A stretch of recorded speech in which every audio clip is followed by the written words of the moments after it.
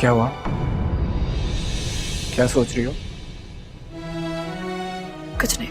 सुनो, वो एक्चुअली अम्मी की आदत है, बोलती रहती है। गवर्नमेंट टीचर है ना, इसलिए ज़रा सी कंजूस है। प्लीज़ माइंड मत करना।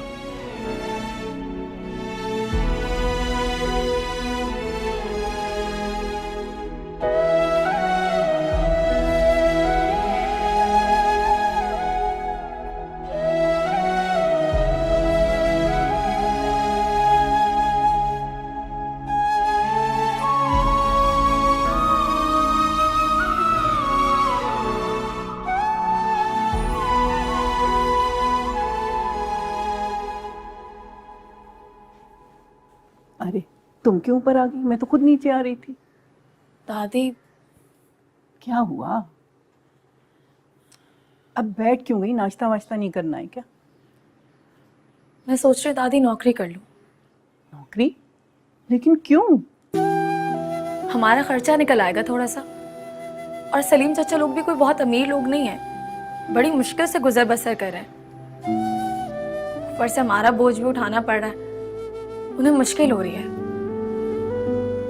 किसी ने कुछ कहा है क्या? जितना कुछ हम सुनकर आए उसके बाद किसी के कुछ कहने का इंतजार क्यों करें? क्या बात है महापारा? कोई बात नहीं है दादी, मैं बस नौकरी करना चाहती हूँ। अगर हमें इस घर में रहना है तो खर्चे में हिस्सा देना होगा। लेकिन मैं तुम्हें घर से बाहर जाने की इजाजत नहीं दे सकती। मैं कैसे अपनी नजरों से दूर भेज दूं तुमको? क्यों? रात में तो आप कह रही थी कि आपको मुझ पर भरोसा है, अब क्या हुआ? तुम पर भरोसा है बेटा, लेकिन ये दुनिया बहुत बड़ी है और तुम बहुत बेवकूफ हो। दुनिया बुरी नहीं है दादी, हम इस दुनिया को बुरा करने की दावत देते हैं,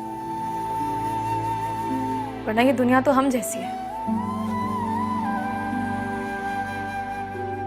बल्कि हमसे भी ज्यादा बेवकूफ। इसी दुनिया से तो धोखा खा कर आई हो तुम।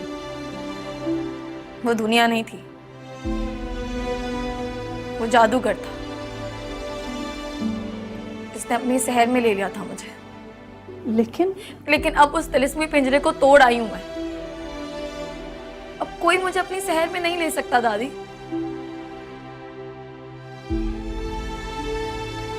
आप बस मुझे नौकरी की इजाजत दे दें।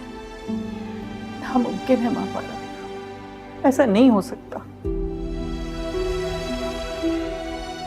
आप तो कहती थी कि अब्बा मुझे हमेशा मजबूत देखना चाहते थे। मैं भी तुम्हें मजबूत देखना चाहती हूँ। यूं दूसरों के टुकड़ों पर पलकर? कब तक हम दूसरों के बख्शे हुए चाय और पापे पर गुजारा करेंगे दादी? अच्छा मुझे बताओ, किसी ने कुछ कहा है क्या? किसी ने कुछ नहीं कहा, मैं आपसे कह रही हूँ कि मैं खुद नौकरी करना चाहती हूँ। और अगर आपने मुझे नौकरी की इजाजत नहीं दी ना, तो आप इसी वक्त यहाँ से चलेंगी।